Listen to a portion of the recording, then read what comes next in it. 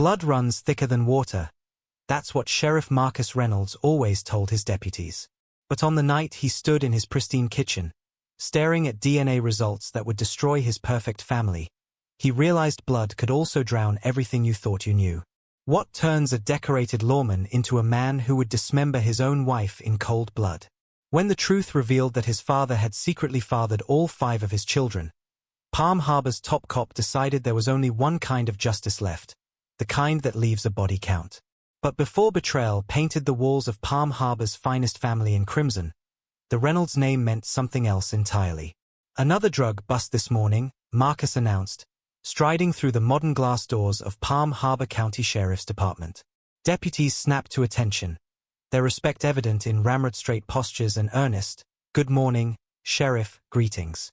At 44, Marcus Reynolds commanded respect not just through his position, but through a legacy of law enforcement excellence that spanned 2 generations. The morning sun streamed through his corner office windows, catching his badge, the same badge his father had pinned on him during his swearing-in ceremony 12 years ago.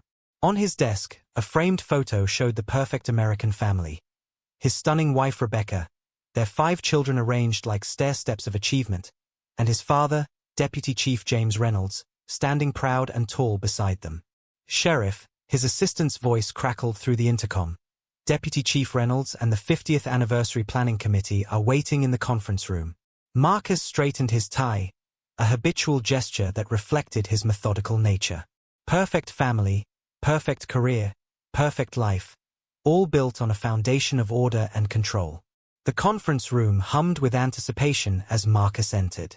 His father James, still commanding at 68 with his silver hair and weather-worn face, stood at the head of the table.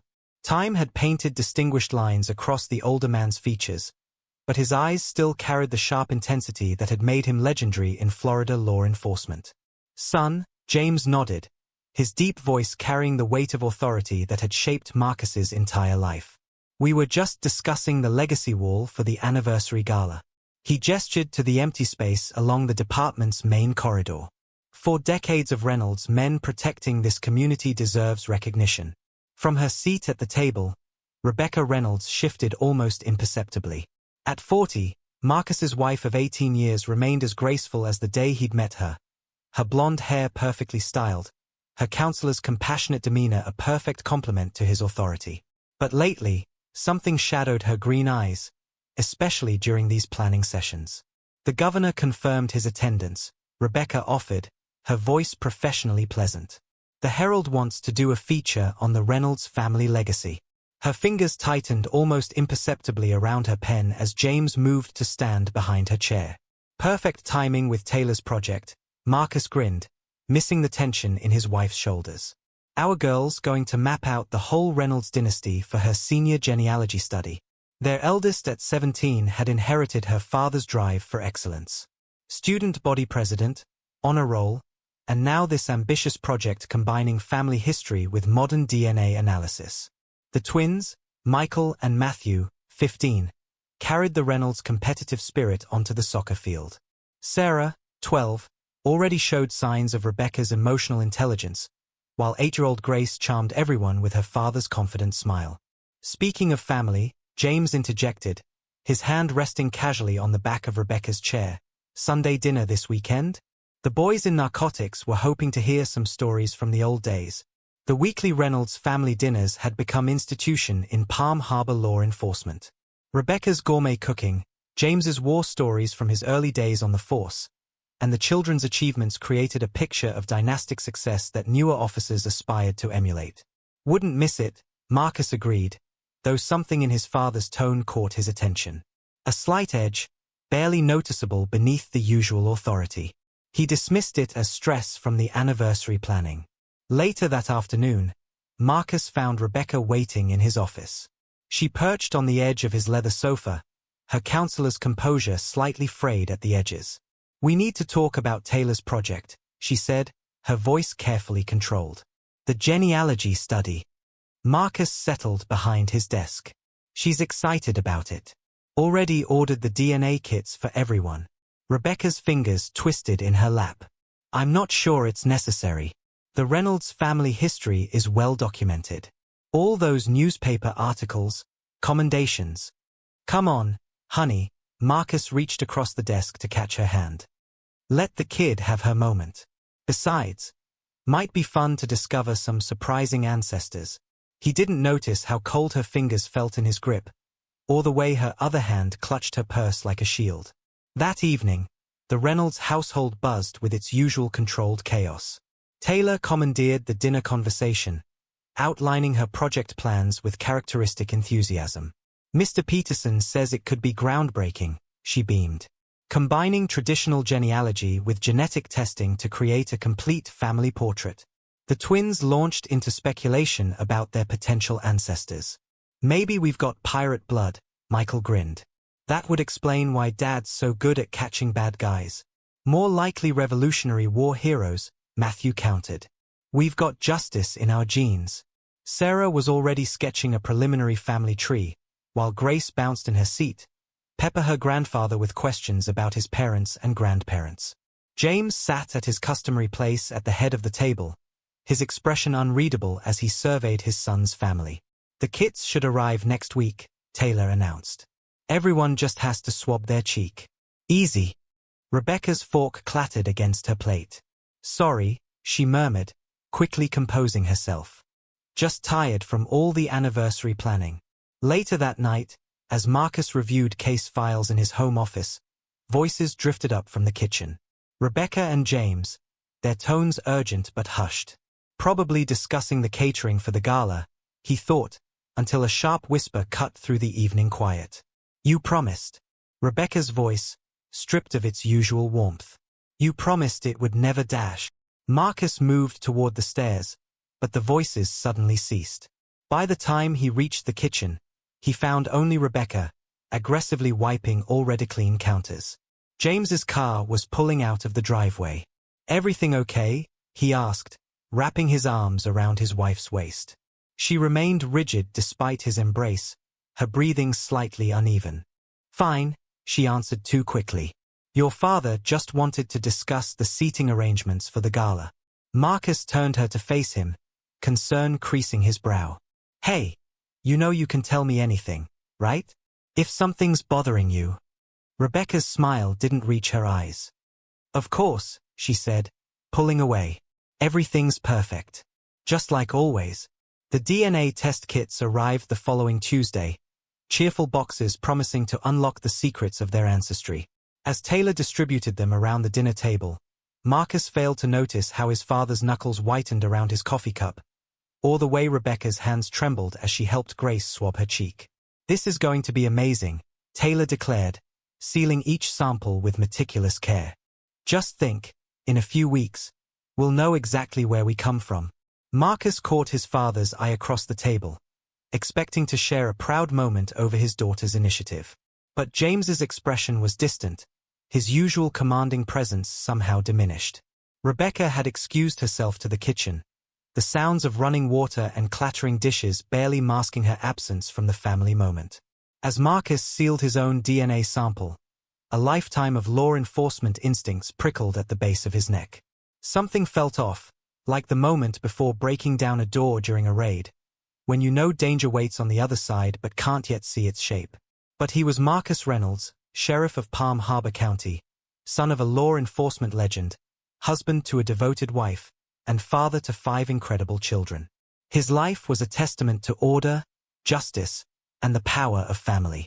What possible secrets could DNA reveal that would shake such a rock-solid foundation? The answer would soon paint his perfect world in shades of betrayal, turning family dinner into a crime scene and transforming a man of law into an agent of vengeance. But for now, Marcus simply smiled, watching his children joke about royal ancestors and hidden family secrets, completely unaware that the truth in their genes would soon write itself in blood. October 2006, 18 years earlier. The autumn Florida sun cast long shadows through the Reynolds family kitchen as 22-year-old Rebecca Mitchell arranged flowers in a crystal vase, a wedding gift from the Police Benevolent Association. Her engagement ring caught the light, a modest diamond that reflected Marcus's practical nature. 3 months into their engagement, with Marcus away at the police academy, she was still learning to navigate life as a future Reynolds. Those look beautiful, Sweetheart. Deputy Chief James Reynolds's voice carried the same authoritative tone that commanded an entire police department. He stood in the doorway, dress uniform crisp despite the humid afternoon, watching her with eyes that mirrored his son's. You're learning our family traditions quickly. Rebecca managed a polite smile, trying to ignore the way his gaze lingered. At 45, James Reynolds was Palm Harbor's rising star, his career trajectory pointing straight to the chief's office. His opinion could make or break Marcus's future in law enforcement. Marcus called earlier, she said quickly, focusing on the roses. His top of his class in tactical training. James moved closer, ostensibly examining the flowers. Of course he is. He's a Reynolds. His hand brushed her shoulder, the touch lasting a fraction too long. And you're going to be a Reynolds too. His voice dropped lower. We take care of our own here. The way he said, take care, made her skin crawl. Present day. Rebecca sat in her high school counseling office, staring at the DNA test kit on her desk. 18 years of carefully constructed lies were sealed in that innocent white box. Her phone buzzed, a text from James. Anniversary planning meeting at 3. Don't be late. The same code they'd used for years, hidden behind department business and family obligations. She thought back to how it had escalated, each step so gradual she hardly noticed the trap closing until it was too late. December 2006. I don't understand why we need these private meetings, Rebecca had protested, standing in James's office at the department. Marcus was a rookie officer then, working nights while she adjusted to being a newlywed. James's smile was paternal, understanding. Marcus's career needs careful guidance. You wouldn't want him distracted by department politics, would you? He paused, letting the implications sink in. You understand how fragile a new officer's position can be. The threat was subtle but clear. She thought of Marcus, proud in his new uniform, dreaming of following his father's footsteps. James's hand rested on her knee, looking innocent to anyone who might glance through the office window. I should go, she whispered. Your family now, James reminded her. Everything I do is for the family. That was the first time he kissed her. She didn't stop him. Present day. Rebecca's hands trembled as she poured coffee in the department's break room. 18 years of carefully orchestrated meetings, each one documented by security cameras James controlled. Every time she tried to end it, he'd had new leverage, Marcus's promotions, department funding, overtime assignments. Mrs. Reynolds. A young deputy startled her. Deputy Chief Reynolds asked me to remind you about the 3 o'clock meeting. She nodded, muscle memory taking over. The same dance they'd been doing for nearly 2 decades. March 2008. The first time she tried to end it, she was pregnant with the twins. This has to stop, she declared in James's office, one hand protectively over her swelling belly. I'm carrying your grandchildren. James's smile never wavered. Of course. You're right. Family comes first. He pulled out a folder. Though I am concerned about these overtime reports Marcus submitted. Some irregularities could affect his detective exam. She left his office 2 hours later, the weight of shame heavier than her pregnancy. 9 months later, she watched James cut the twins' umbilical cords while Marcus beamed with pride, unaware he was witnessing a predator marking his territory. Present day. The department's 50th anniversary planning provided James with new opportunities for control. Rebecca sat in the conference room, watching him command the meeting with the same authority he'd used to command her life for 18 years. Rebecca's been instrumental in organizing these celebrations, James announced. Such dedication to the department's legacy. His words carried double meaning, like everything he said. July 2013. I'll tell Marcus everything, she'd threatened during their darkest confrontation. Sarah was too, the guilt overwhelming. James simply opened his laptop, showing her surveillance footage from their meetings. You'll destroy him, he said softly. The golden boy of Palm Harbor law enforcement, his wife and father. It would kill him. Kill his career. Kill the children's future. His voice hardened. And for what? To ease your conscience. She'd vomited in his private bathroom afterward, the sound of his soothing words more sickening than the bile. Present day. Rebecca stared at the DNA test kits on her kitchen counter. 5 innocent-looking swabs that could unravel 2 decades of careful manipulation. Each of her children carried James's genes, the twins' commanding presence, Sarah's steely determination, little Grace's calculated charm. All Reynolds traits, but not from the Reynolds she'd married. Her phone buzzed, meeting in 20 minutes. Don't be late. James's messages were always professional, perfect for department records. January 2019. The department's installing new security cameras, James had mentioned during a counseling session at his lake cabin, his sanctuary, her prison. Better coverage of the parking lots, offices. Everything recorded, archived. The message was clear, every move documented, every potential revelation catalogued. The web of surveillance and control grew tighter each year. You're getting older, Rebecca, he'd added, touching her face with mock concern. Marcus is up for sheriff next year. Wouldn't want anything to derail that, would we? Present day. Rebecca watched her children prepare their DNA samples, James's careful orchestration crumbling with each sealed tube. Taylor's excitement about genealogy, the twins' jokes about inherited traits, Sarah's thoughtful questions about family history, each moment now sharp with impending revelation. Mom, you're not swabbing right, Grace complained, demonstrating the proper technique she'd learned from the instruction video. Rebecca's hands shook as she sealed her sample, aware of James watching from across the table. His expression was unreadable, but she recognized the tension in his jaw, the same tension she'd seen before each carefully planned manipulation. 18 years of power plays, of calculated control, of a predator grooming not just a victim but an entire family narrative.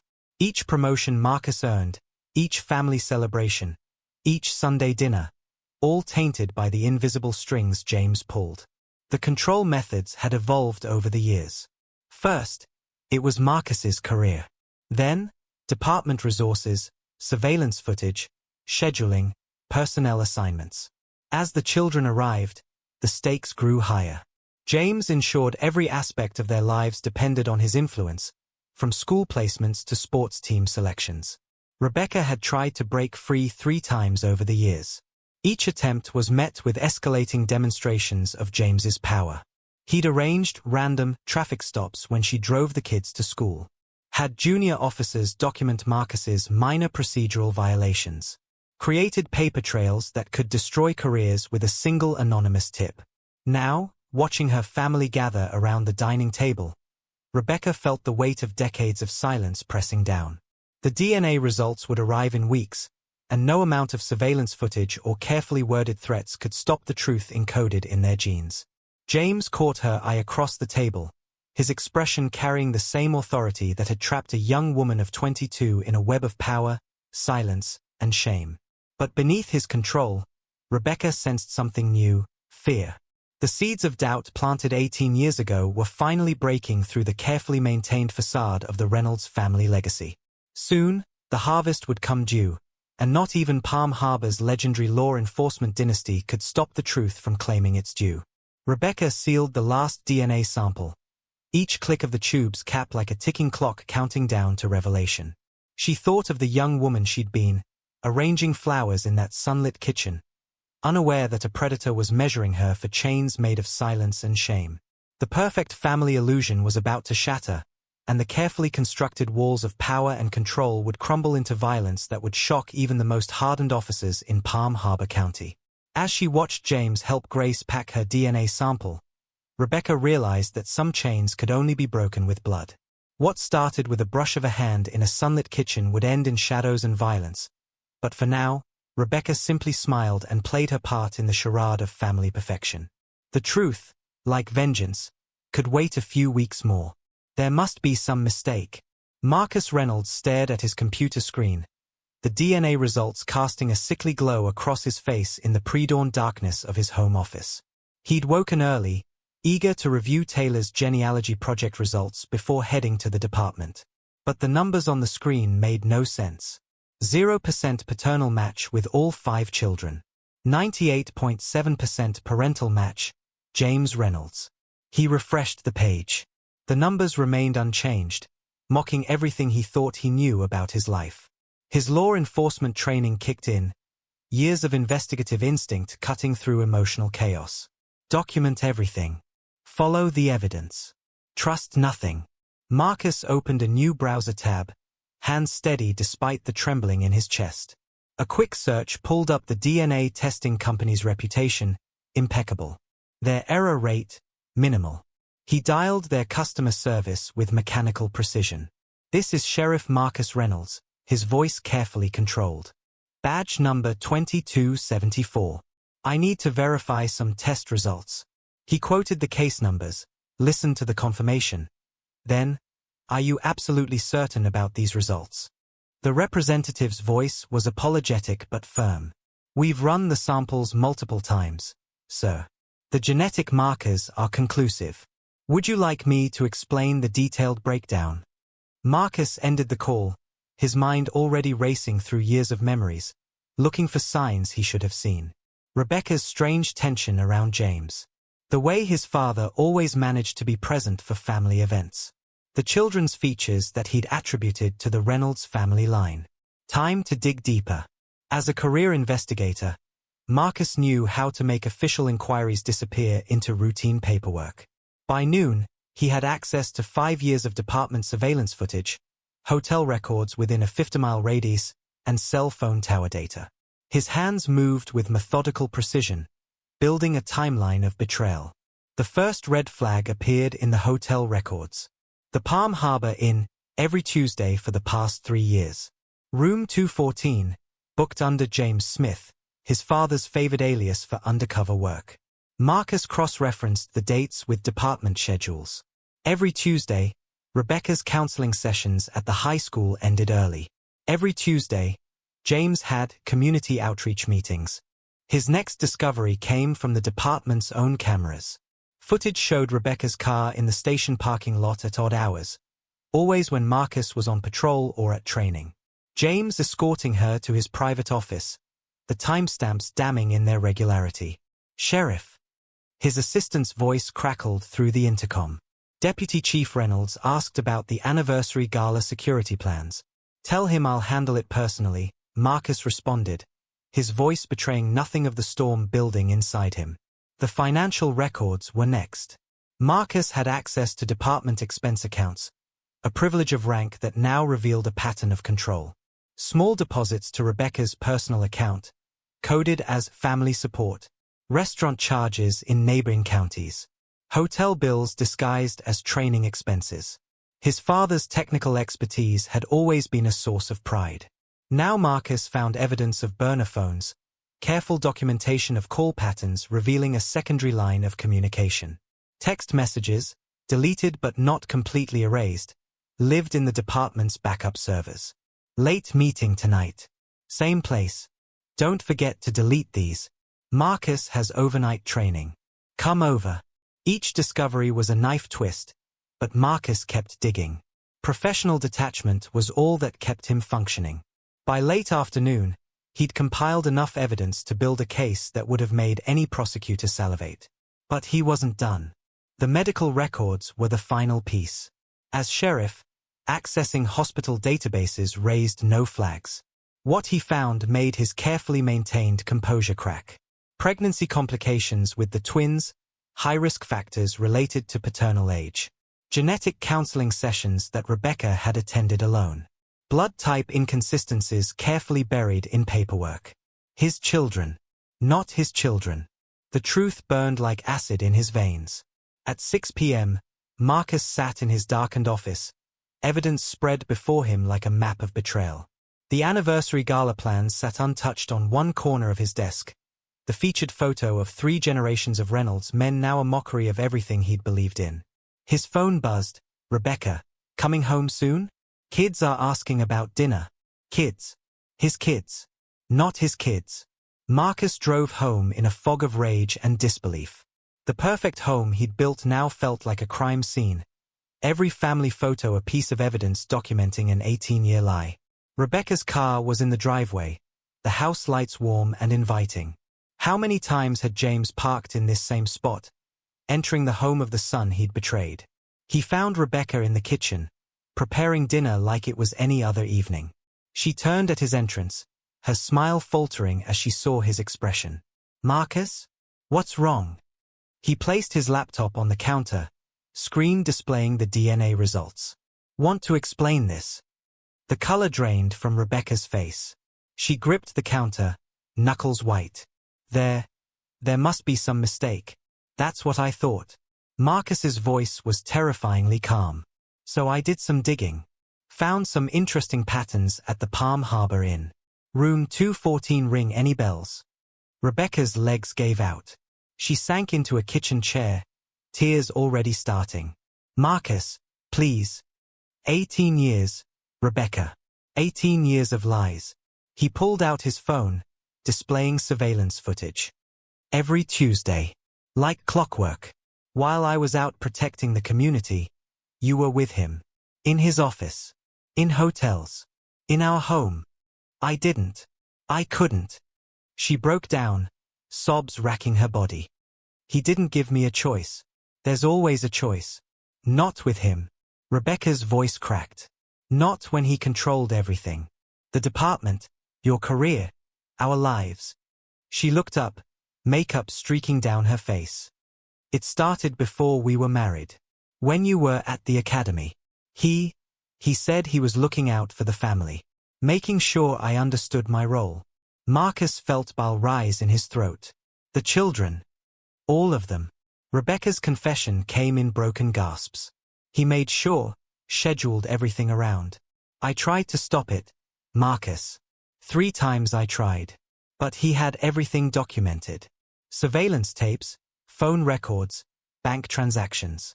Said he'd destroy you if I ever told. Destroy the children's future." The pieces clicked into place. His father's insistence on department surveillance upgrades. The carefully maintained scheduling system. The way he'd positioned himself as the department's technical expert, controlling access to records and security footage. The pregnancy complications. He knew the risks. Didn't care. Rebecca's voice hardened. Said the Reynolds line had to continue. Had to keep the legacy pure. "When I threatened to tell you during the twins' pregnancy, he buried the medical records. Said he'd make sure you'd lose everything if the truth came out." Marcus thought of his father's pride at each birth. The way he'd been present for every milestone. The calculated manipulation of an entire family, an entire department. How deep does the corruption go? Everything. Rebecca's laugh was hollow. The evidence room security protocols? Designed to track my movements. Department schedules? Arranged to facilitate his control. That lake cabin where you have senior staff meetings? Bought with funds he skimmed from the K-9 unit budget. He built an empire of corruption around his obsession. The sound of children's laughter drifted down from upstairs. Taylor working on her genealogy project. The twins probably playing video games. Sarah helping Grace with homework. All of them carrying the genes of a monster who'd masked his crimes behind a badge. The anniversary gala, Marcus said suddenly. All those records being digitized for the legacy display. He's been pushing for access to the archives. Rebecca nodded weakly. Destroying evidence. Covering his tracks. When Taylor announced the DNA project, she shuddered. I saw fear in his eyes for the first time in 18 years. Marcus stood, law enforcement training warring with primal rage. Where is he now? Marcus, please. Rebecca reached for him. The children. Way. The lake cabin.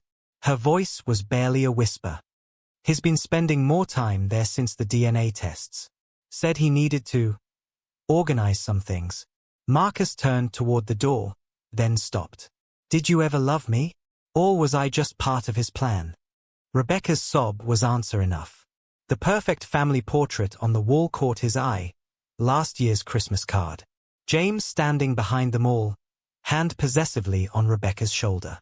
5 children arranged in front of their parents, each carrying a genetic legacy of betrayal. Marcus Reynolds had spent his career upholding the law. But as he walked out of his kitchen, leaving his wife crying at the table, he knew that some crimes demanded a different kind of justice. The sun was setting over Palm Harbor, painting the sky in shades of blood red. In his office, James Reynolds was probably already deleting files, erasing the digital trail of his decades of manipulation. But no amount of deleted data could change the truth written in DNA. Marcus got into his department SUV, mind cleared of everything except the address of a lakeside cabin and the weight of his service weapon against his hip. The Reynolds family legacy was about to end in flames, and not even a lifetime of law enforcement training could stop what was coming. Behind him, Rebecca watched through tear-blurred eyes as her husband's taillights disappeared into the gathering darkness. In 18 years of captivity, she'd never seen the particular expression that had crossed Marcus's face when she'd finished her confession. It was the look of a man who had nothing left to lose.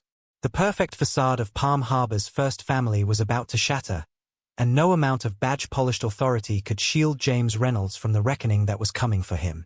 Like the surveillance footage he'd used to control his victims, everything would soon be exposed in stark, unforgiving detail. Marcus Reynolds sat in his patrol car outside Palm Harbor High School, watching students stream out of the building. His children among them, but not his children. Not really. His hands gripped the steering wheel until his knuckles turned white, the facade of professional calm cracking like thin ice under pressure. 3 days had passed since the DNA revelation. 3 days of maintaining appearances while his mind crafted scenarios of revenge. Each morning, he kissed Rebecca goodbye, the taste of betrayal bitter on his lips. Each night, he lay beside her, listening to her measured breathing, imagining the nights she'd spent with his father. The weight of his service weapon felt heavier on his hip with each passing hour, like it was waiting for a specific purpose. Dispatched to Sheriff Reynolds. He keyed his radio. Go ahead. Deputy Chief Reynolds requesting confirmation on security protocols for next week's anniversary gala.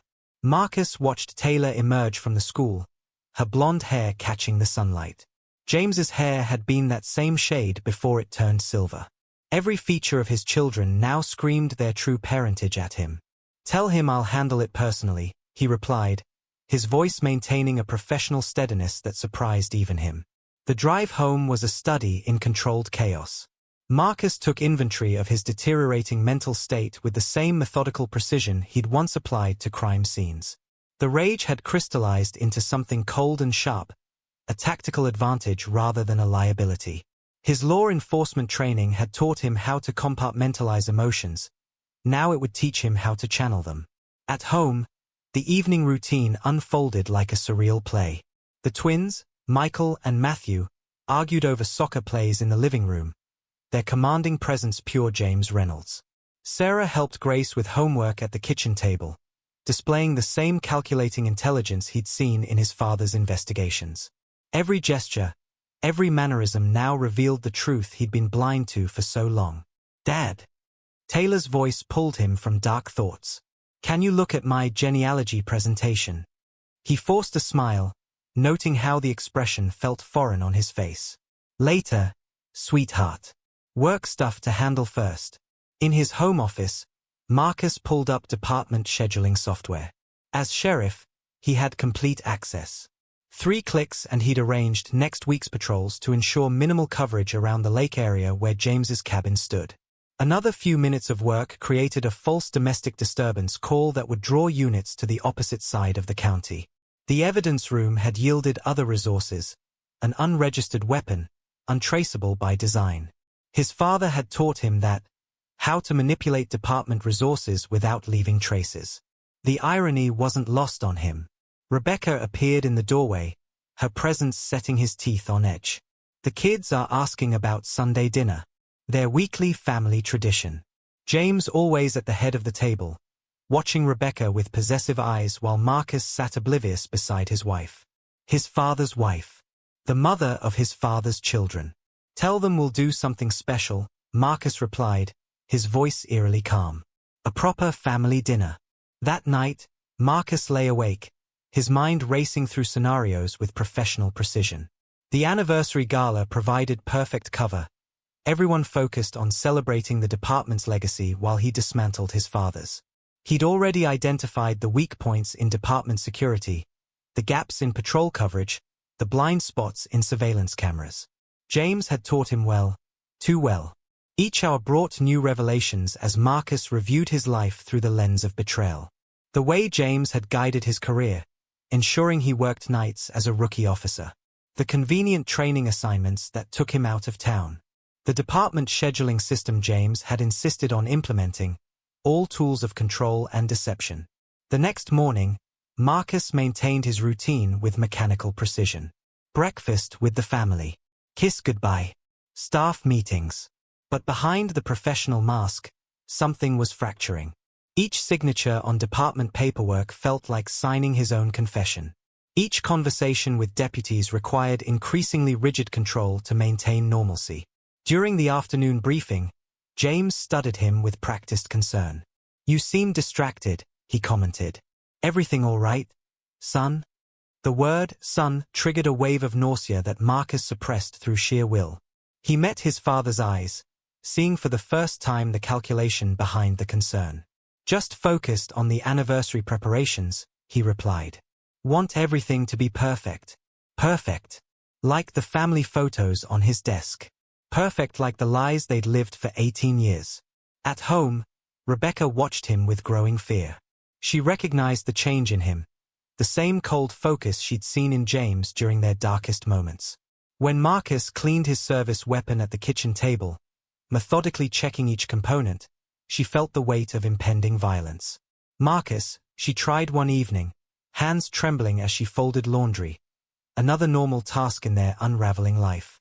"Maybe we should talk about dash." "About what?" His voice was soft, dangerous. "About how every Sunday dinner was a joke. About how he watched me raise his children. About how you let it happen."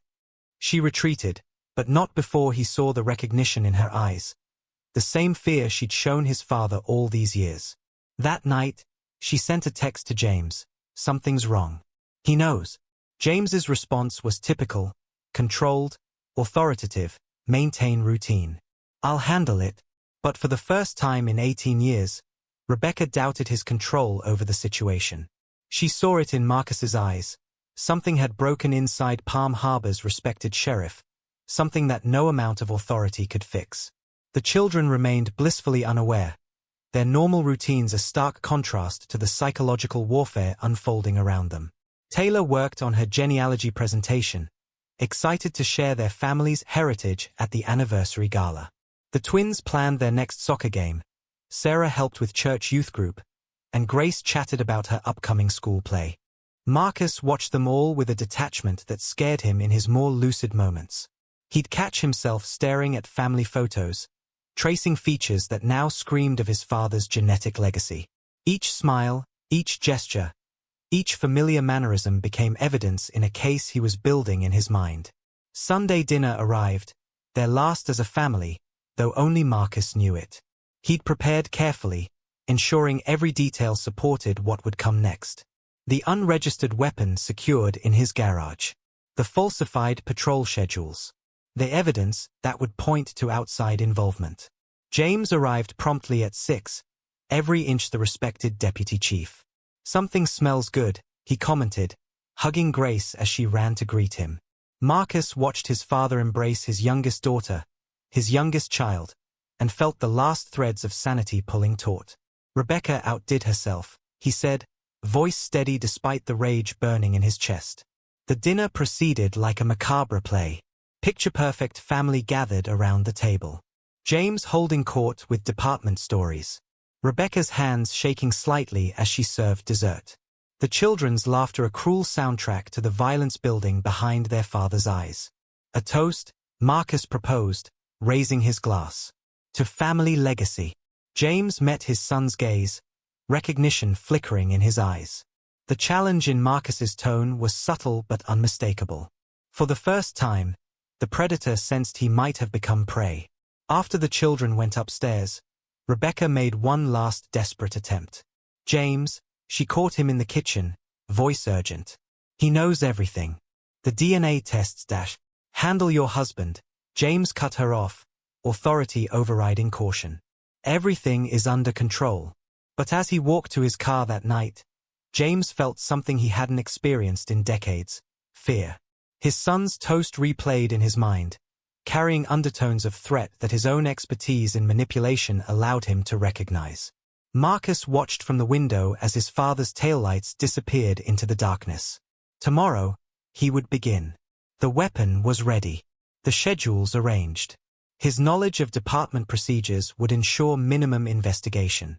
A lifetime of law enforcement experience turned toward one goal: justice served outside the system his father had corrupted. Rebecca stood in their bedroom doorway, watching him check his service weapon one last time. "Marcus, please," she whispered. "The children will know the truth," he finished, his voice distant. "About their real father. About the lies. About everything." As midnight approached, Marcus sat in his home office, finalizing details. Each step planned with professional precision. Each alibi constructed with insider knowledge. The perfect crime planned by the perfect law enforcement officer. The photo on his desk showed a happy family at last year's department picnic. He picked it up, studying his father's possessive stance behind Rebecca, the children's features that now screamed their true parentage. With deliberate calm, he placed the frame face down. Palm Harbor's respected sheriff had died with that DNA test. In his place sat a man with nothing left to lose, guided by 18 years of law enforcement expertise and a lifetime of betrayal. Tomorrow, the Reynolds family legacy would end in blood.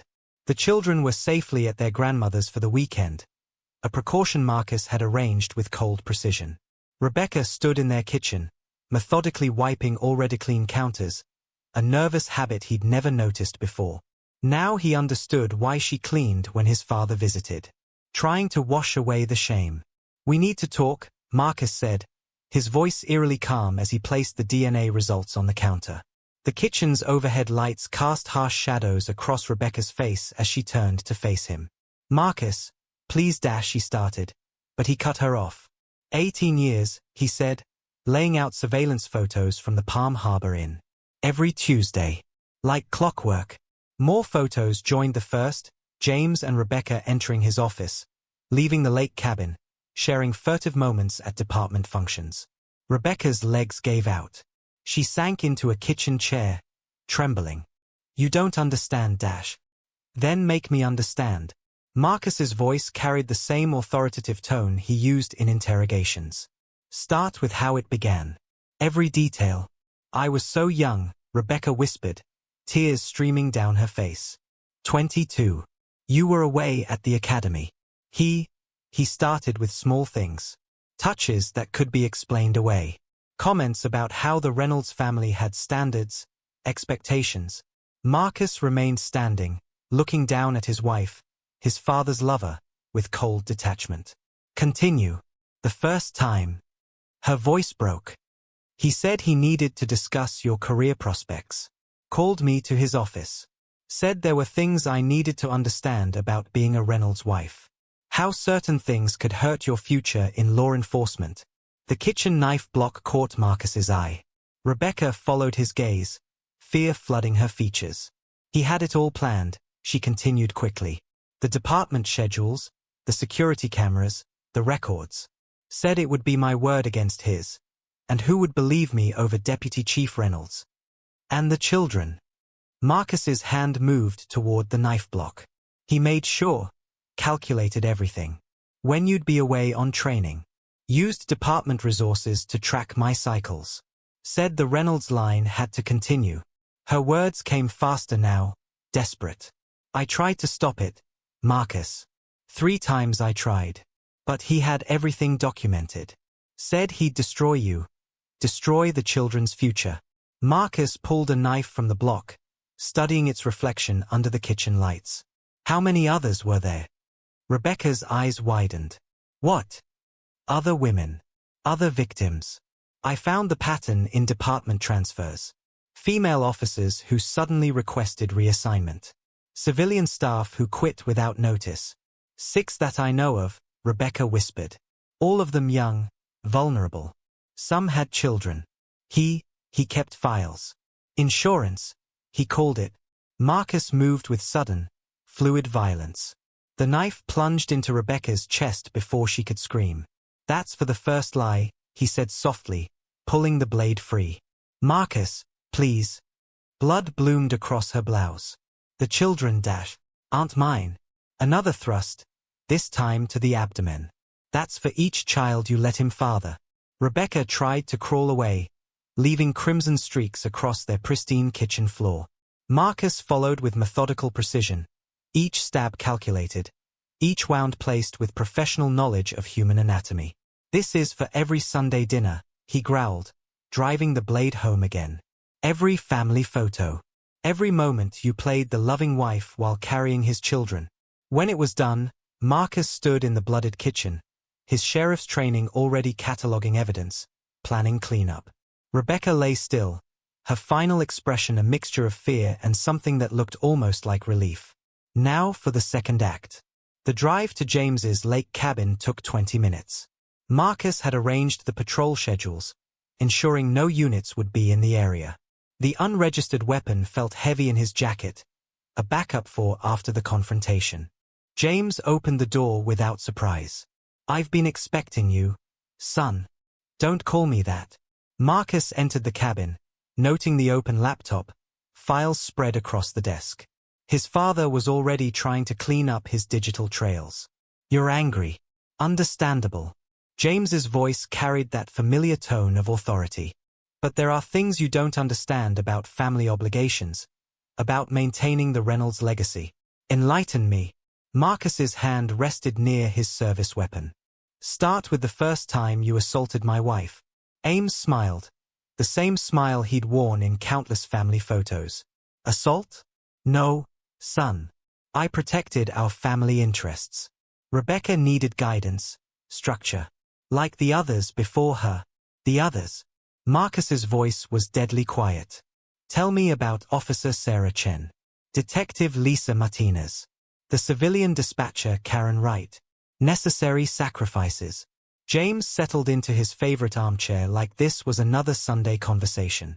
This department, this community, needs strong leadership.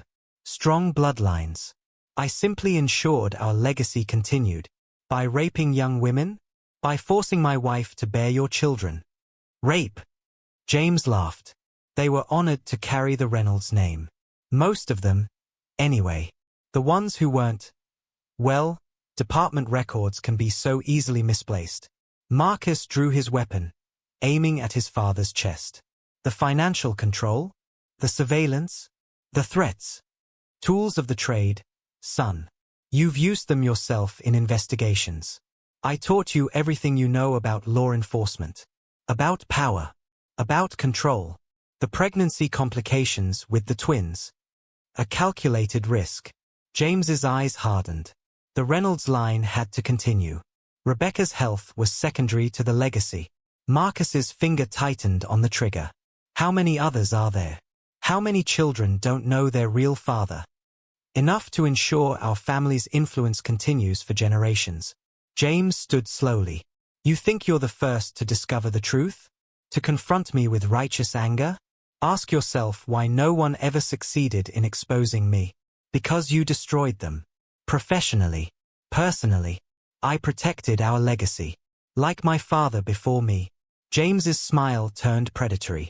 Did you never wonder why your grandfather retired so suddenly? Why your grandmother died so young?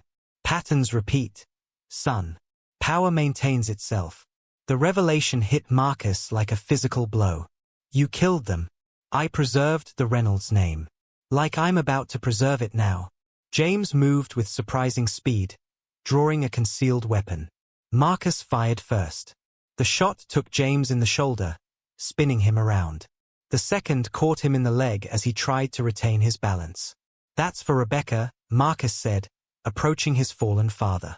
For every woman you victimized. Every life you destroyed. James laughed through the pain. You think this ends with me? Look in the safe behind the painting. See how deep the corruption goes. Federal judges. State officials. All protecting our family interests.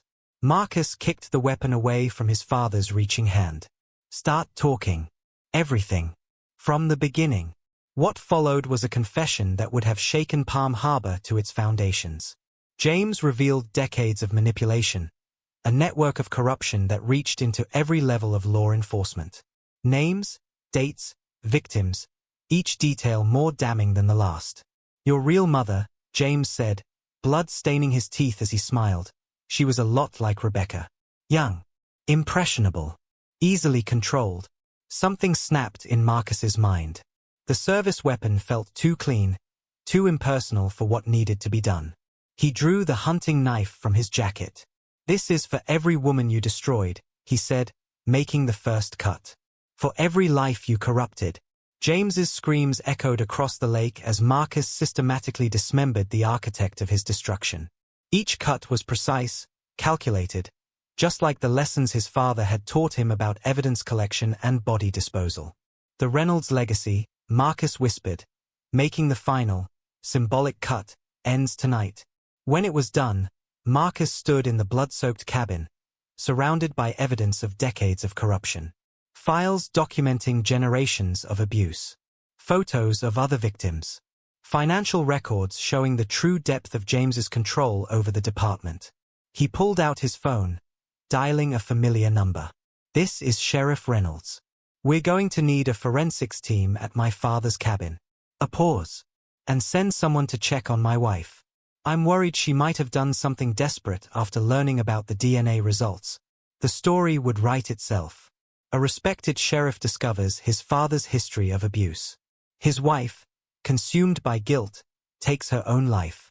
The grieving father confronts his son, leading to a violent struggle. Self-defense. Temporary insanity. The perfect cover story crafted by a lifetime of law enforcement experience. Marcus looked down at his father's remains, arranged in a grotesque display of justice served outside the law. The Reynolds family legacy would indeed continue, not through blood, but through a legend of corruption exposed and vengeance exacted. In the distance, sirens began to wail. Marcus cleaned his knife, rehearsing his statement. The respected sheriff, pushed too far by revelation and tragedy. The department would understand. They'd close ranks, protect one of their own, just as they'd done for his father all these years. The perfect crime, planned by the perfect law enforcement officer, would soon become Palm Harbor's darkest legend. And somewhere, in a quiet corner of his fractured mind, Marcus smiled, knowing he had finally lived up to his father's lessons about power, control, and the true meaning of justice. The call came in at 11:42 p.m. Dispatch, this is Unit 247. We have. Jesus Christ. Deputy Sarah Martinez's voice cracked. Multiple 187s. Sheriff Reynolds' residence. Send everyone. And get state police here. Now. The pristine kitchen of Palm Harbor's most respected family had become a crimson gallery. Rebecca Reynolds lay where she fell, each stab wound marked by a yellow evidence triangle. The neighbor who'd called in the screams stood shaking on her porch, still clutching her phone. Second scene confirmed at Deputy Chief Reynolds' cabin. Dispatch crackled. Coroner en route. Be advised, it's worse. Much worse. By dawn, Palm Harbor transformed from a quiet coastal community into a media circus. News vans clogged the streets, satellite dishes reaching skyward like mechanical trees. Local reporters who'd covered Sheriff Reynolds' charity events now stood outside the police tape, describing unimaginable horrors to breakfast audiences. Sources confirm a devastating family secret. Channel 7's Lisa Chen reported live. DNA tests allegedly revealed an 18-year affair between Rebecca Reynolds and her father-in-law, Deputy Chief James Reynolds. All 5 Reynolds children were reportedly fathered by the deputy chief. Sheriff Marcus Reynolds remains at large. Inside the department, chaos reigned. Acting Chief Rodriguez barked orders as state police investigators swarmed through decades of records. Every case involving the Reynolds family needed review. Every conviction required scrutiny. Look at these, Detective Williams said, spreading files from James's cabin across the conference table. Records going back to the 60s.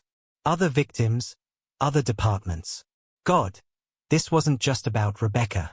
It's a whole system. At Palm Harbor General, the Reynolds children remained under sedation. Their grandmother, Helen Reynolds, kept vigil, her face a mask of devastation. Social services hovered nearby, knowing standard protocols wouldn't cover this level of trauma. Taylor, the eldest at 17, discovered the truth through social media before the nurses could intervene. Her genealogy project, the innocent catalyst of destruction, sat unfinished on her laptop.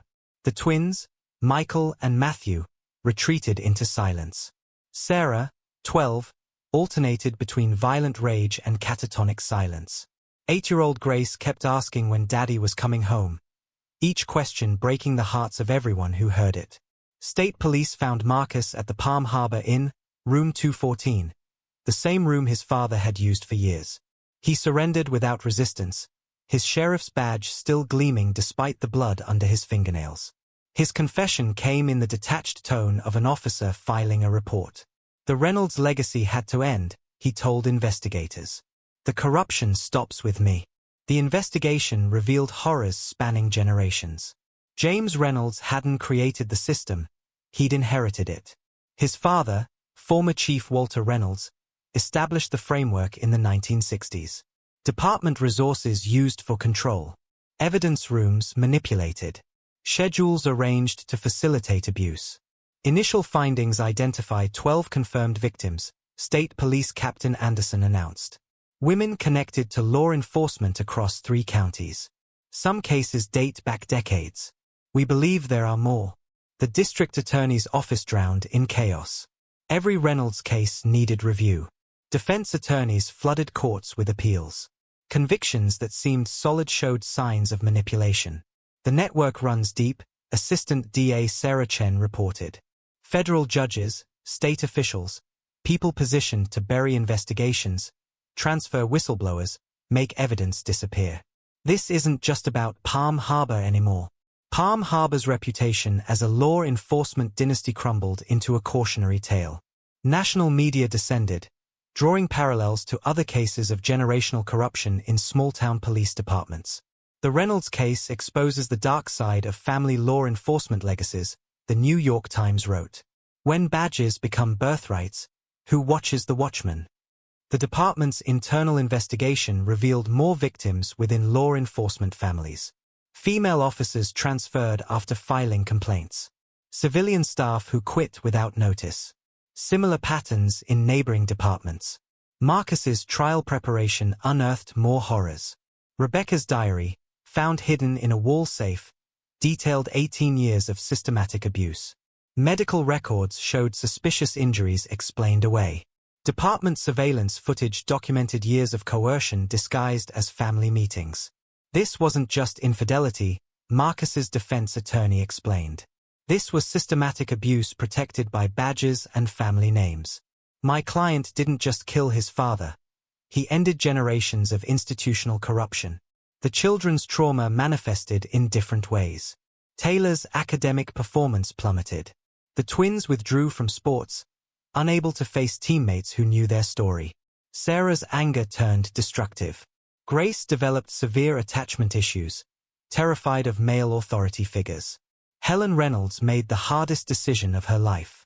They need to leave Palm Harbor, she told social services. Change their names, start fresh somewhere the Reynolds legacy can't touch them. The FBI launched a broader investigation into law enforcement corruption across the state. Palm Harbor became a case study in how power structures enable abuse, how family dynasties can hide generational trauma behind badges. Marcus awaited trial in state custody, separated from general population. His law enforcement training now served a different purpose, helping him survive in the system he'd once served. The Reynolds family home stood empty, its perfect facade hiding blood-stained memories. Crime scene cleanup teams removed physical evidence, but nothing could erase the psychological stains left on the community. Local churches held vigils for the children. School counselors dealt with traumatized classmates. Residents struggled to reconcile their image of the perfect law enforcement family with the horror it had concealed. We failed those children, Pastor Thomas told his congregation. We saw what we wanted to see, a legacy of service, a dynasty of protection. We didn't look deeper because the truth was too uncomfortable. The media attention eventually faded, but Palm Harbor would never be the same. The Reynolds case became required study in police academies nationwide, a warning about unchecked power and corruption hiding behind respected badges. Helen Reynolds relocated the children to Oregon, far from their family's shadows.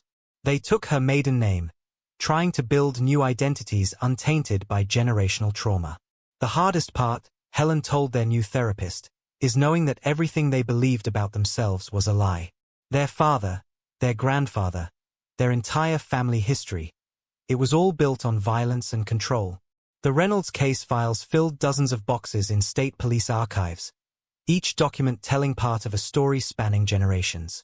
But the true legacy lived on in the trauma of 5 children, in the shattered trust of a community, and in the questions that would haunt Palm Harbor forever. As autumn painted Palm Harbor's trees in shades of gold and red, the town struggled to rebuild its identity. New policies were implemented. Oversight committees strengthened. Anonymous reporting systems enhanced.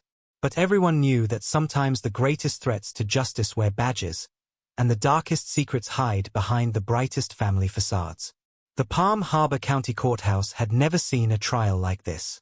Television crews lined the historic steps as former Sheriff Marcus Reynolds entered in shackles, his law enforcement uniform replaced by prison orange.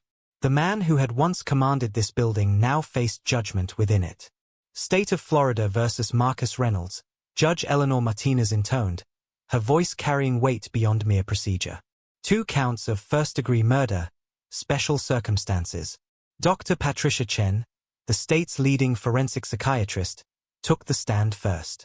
Her evaluation of Marcus had lasted months, delving into the psychological impact of generational betrayal. What we see here is a unique form of psychological break, she testified. A law enforcement officer trained to uphold justice, discovering that the very system he served was corrupted by his own family. The cognitive dissonance was catastrophic. The prosecution presented DNA evidence, crime scene photos, detailed timelines. But it was the psychological evidence that captivated the jury. Dr. Chen's analysis painted a picture of a man systematically destroyed by revelation. In Sheriff Reynolds' mind, he wasn't just killing his wife and father, she explained. He was executing justice against a corrupt system that had failed its victims for generations. Marcus sat motionless throughout the testimony, his face a mask of professional detachment. Only those who knew him well noticed his jaw clench when Dr. Chen discussed his children's trauma. 5 children, ages 8 to 17, have suffered complex psychological trauma, she continued. Not only have they lost both parents to violence, but they've discovered their entire family identity was based on lies and abuse. The prosecution called Helen Reynolds next. Her testimony about the family's destruction brought even hardened courtroom veterans to tears. Taylor won't look at family photos anymore, she said, her voice breaking. The twins haven't spoken in months. Sarah's in her 3rd treatment facility. And Grace. Grace still asks when Daddy's coming home. The defense strategy focused on the generational corruption within Palm Harbor's law enforcement. They called retired officers who testified about suspicious transfers, missing evidence, buried complaints. It wasn't just about the affair, Marcus's attorney argued. This was about systematic abuse protected by badges and family names. My client didn't just kill his father. He ended a dynasty of corruption that had poisoned law enforcement for decades. FBI Special Agent Robert Torres presented findings from the broader corruption investigation. We've documented similar patterns in 3 neighboring counties. The Reynolds case exposed a network of abuse spanning generations. Department reforms became a central topic. Acting Chief Rodriguez detailed new oversight protocols, enhanced psychological screening, anonymous reporting systems. The Reynolds legacy forced us to confront uncomfortable truths, he testified. Every policy change, every new safeguard, came too late for his victims. But they might protect future generations. The most powerful testimony came from Karen Wright, a former civilian dispatcher who'd fled Palm Harbor 15 years earlier. James Reynolds wasn't just a predator, she testified. He created predators. Taught his officers how to use department resources to control victims. How to make evidence disappear. How to maintain what he called the natural order. Marcus finally took the stand in his own defense. His testimony was clinical, detached, the statement of a law enforcement officer reporting facts rather than a man describing patricide. The system was designed to protect them, he stated. Every procedure, every protocol, had been corrupted to maintain their control. Traditional justice wasn't an option. The jury deliberated for 6 days. Their verdict reflected the complexity of the case. Guilty of second-degree murder for Rebecca, temporary insanity for James. The sentence, 30 years, with mandatory psychiatric treatment. But the trial's impact reached far beyond Marcus's fate. Police academies nationwide incorporated the Reynolds case into their ethics training. Oversight committees strengthened their investigative powers. Family law enforcement dynasties faced unprecedented scrutiny. Helen Reynolds moved the children to Oregon, where they adopted her maiden name. Taylor graduated high school early, choosing a college far from any family connections. The twins slowly began speaking again in their new environment. Sarah's rage found outlets in therapy and art. Grace started smiling again, though male teachers still made her nervous. Marcus's prison life reflected his law enforcement background. Isolated for protection, he spent hours writing letters to his children, letters they might never read. His cell walls held no family photos, only news clippings about department reforms sparked by his case. Palm Harbor struggled to rebuild its identity. The police department implemented sweeping changes. Female officers received enhanced support and protection. Anonymous reporting systems were strengthened. Regular psychological evaluations became mandatory. "We can't change what happened," Chief Rodriguez told the press. "But we can ensure it never happens again." The Reynolds family home was eventually demolished. A domestic violence support center rose in its place, named after Rebecca. Its services focused specifically on abuse within law enforcement families. Dr. Chen published a groundbreaking paper on the psychological impact of generational corruption in law enforcement. The Reynolds case demonstrates how power structures can enable abuse across generations, she wrote. When badges become weapons of control rather than protection, the damage extends far beyond individual victims. 5 years after the trial, Helen Reynolds received the first letter from Taylor. Now a psychology student, she was researching intergenerational trauma in law enforcement families. "I need to understand," she wrote, "not just what happened to our family, but how to prevent it from happening to others." The twins found different paths to healing. Michael joined the fire department in their new hometown, serving the community without carrying a badge. Matthew became a victim's advocate, working with families touched by law enforcement abuse. Sarah's art therapy produced haunting pieces that toured galleries nationwide, giving voice to children of corrupt systems. Grace, the youngest, showed signs of emerging resilience, though she still struggled with trust. Marcus marked his days in prison with the same precision he'd once applied to law enforcement. He attended therapy, participated in prison programs, and documented everything he knew about corruption in law enforcement. "The system failed everyone," he wrote in a journal that would later be published anonymously. "My father's victims. My children. The community that trusted us. Even me. But failure doesn't justify what I did." The impact on law enforcement culture proved lasting. Family police dynasties faced increased scrutiny. Departments nationwide reviewed their internal oversight procedures. The thin blue line began to transform from a wall of silence into a standard of accountability. 10 years after the trial, Palm Harbor dedicated a memorial. Not to the Reynolds legacy, but to survivors of abuse within law enforcement families. The plaque read simply, "Truth is the foundation of justice. Silence protects only the corrupt." Helen Reynolds attended the dedication with Grace, now 18 and considering a career in victim advocacy. They stood at the back, unrecognized by most attendees, watching as their family's tragedy became a catalyst for change. Marcus watched news of the dedication on prison television. His hair had grayed, his face lined with the weight of his actions. In his cell, he kept a single photo, not of his family, but of the memorial's plaque. The Reynolds case became required study in criminal justice programs nationwide.